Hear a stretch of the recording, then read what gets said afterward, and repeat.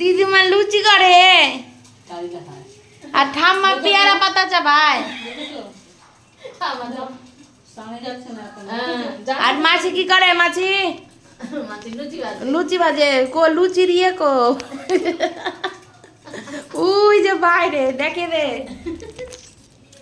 দুইটা কড়াইয়ের উপর আবার সসপ্যান চাপাই দিচ্ছে এই সিলিদা চালে যা ঠান্ডা লেগে যাবে পরে আর আমি এই যে এতক্ষণ ভরে এইখানে এইরকম ডেকোরেশন করেছি অনেক কষ্টে আর এই যে এর বেহাল অবস্থা এগুলো সব পরিষ্কার করতে হবে এই যে আর এই যে আমাদের কার্তিক এখন এখানে বসেই আছে কার্তিক সবাইকে হাই করে দাও হাই করছে তোমরা হাই করলা না মাছি মাছি মুখ দেখাবে না এখন ভোগ রান্না করছে